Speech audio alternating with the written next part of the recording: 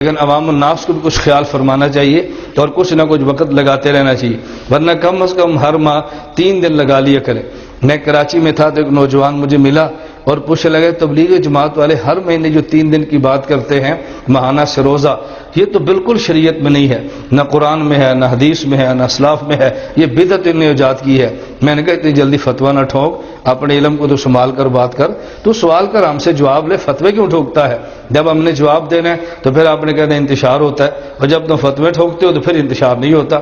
اصل میں تو ان کو پکڑو جو فتوے ٹھوک رہے ہیں، جو اپنا دفاع کر رہے ہیں ان کو تو موقع دینا چاہیے، بھئی آپ دفاع کریں اپنا۔ میں نے کہا یہ قرآن میں بھی ہے، بخاری میں بھی ہے، مسلم میں بھی ہے۔ مجھے کہتا ہے ان کے تو، میں نے کہا ان کتابوں میں ہے، کہتے ہیں سروزہ، میں نے کہا جی ہاں سروزہ۔ مجھے کہتے ہیں جی کہاں لکھا ہے؟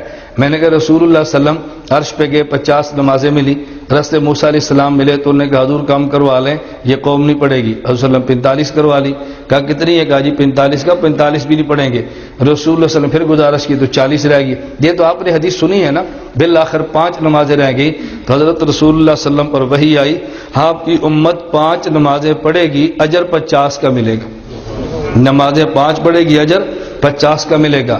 یہ صحیح بخاری میں اور صحیح مسلم میں روایت یہ ہے کہ من صام رمضان و ستۃ من شوال کان کصیام الدہر کلہ، جو آدمی رمضان کا روزہ رکھے، 6 شوال کے روزے رکھے، اللہ اس کو پورے سال کے روزے کا اجر دیتا ہے۔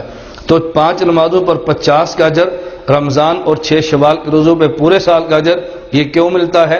اس کی دلیل قرآن کریم میں ہے، من جاء بالحسنۃ فلو عشر امثالھا، کہ جو آدمی ایک عمل اچھا کرے اللہ اس کو 10 کا اجر دیتے ہیں۔ میں نے کہا قرآن اور بخاری اور مسلم میں نے پیش کر دی ہے؟ مجھے کہتے ہیں جی ہاں۔ میں نے کہا اب استدلال سنیں، قرآن کریم میں ادو دعوت دو، بلغ تبلیغ کرو، اور قرآن کریم میں ولتکم منکم امۃ یدعون، قرآن کریم میں ہے، قل ھذہ سبیلی ادعو۔ میں نے کہا قرآن میں ہے، لیکن قرآن نے وقت کا تعین نہیں کیا، کتنی دعوت دو، دین کی طرف کتنا بلاؤ، تعین تو کیا نہیں ہے نا۔ اب ہمارے اکابر نے مشورہ کیا، اس نے شادی بھی کرنی ہے، کاروبار بھی کرنا ہے، دکان پر بھی جانا ہے، دفتر بھی جانا ہے، زمین پر بھی جانا ہے، ہل چلانے ہیں، سارے کام کرنے ہیں، اور اس نے دین کی بات بھی کہنی ہے۔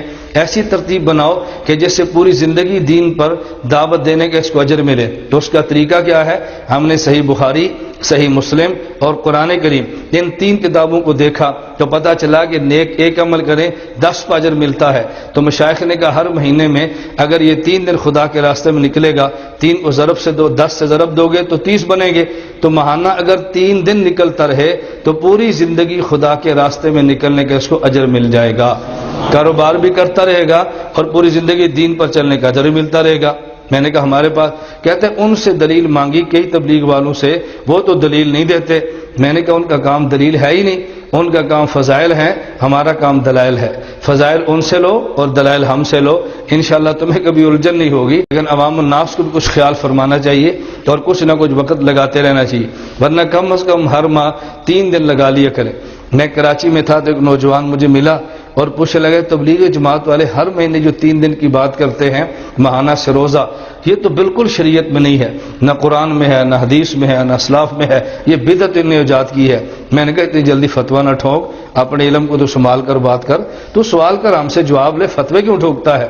جب ہم نے جواب دینا ہے تو پھر آپ نے کہنا انتشار ہوتا ہے، اور جب تم فتوے ٹھوکتے ہو تو پھر انتشار نہیں ہوتا۔ اصل میں تو ان کو پکڑو جو فتوے ٹھوک رہے ہیں، جو اپنا دفاع کر رہے ہیں ان کو تو موقع دینا چاہیے، بھئی آپ دفاع کریں اپنا۔ میں نے کہا یہ قرآن میں بھی ہے، بخاری میں بھی ہے، مسلم میں بھی ہے۔ مجھے کہتا ہے ان کے تو، میں نے کہا ان کتابوں میں ہے، کہتے ہیں سروزہ، میں نے کہا جی ہاں سروزہ۔ مجھے کہتے ہیں جی کہاں لکھا ہے؟ میں نے کہا رسول اللہ صلی اللہ علیہ وسلم عرش پہ گئے، 50 نمازیں ملی، رستے موسیٰ علیہ السلام ملے تو انہوں نے کہا حضور کام کروا لیں، یہ قوم نہیں پڑھے گی۔ حضور صلی اللہ علیہ وسلم 45 کروا لی، کہا کتنی ہے؟ کہا جی 45 کا 45 بھی نہیں پڑھیں گے۔ رسول اللہ صلی اللہ علیہ وسلم پھر گزارش کی تو 40 رہ گئی۔ یہ تو آپ نے حدیث سنی ہے نا، بالآخر 5 نمازیں رہ گئی تو حضرت رسول اللہ صلی اللہ علیہ وسلم پر وحی آئی، آپ کی امت 5 نمازیں پڑھے گی، اجر 50 کا ملے گا۔ نمازیں 5 پڑھے گی، اجر 50 کا ملے گا۔ یہ صحیح بخاری میں اور صحیح مسلم میں روایت یہ ہے کہ من صام رمضان و ستۃ من شوال کان کصیام الدہر کلہ، جو آدمی رمضان کا روزہ رکھے، 6 شوال کے روزے رکھے، اللہ اس کو پورے سال کے روزے کا اجر دیتا ہے۔ تو 5 نمازوں پر 50 کا اجر، رمضان اور 6 شوال کے روزوں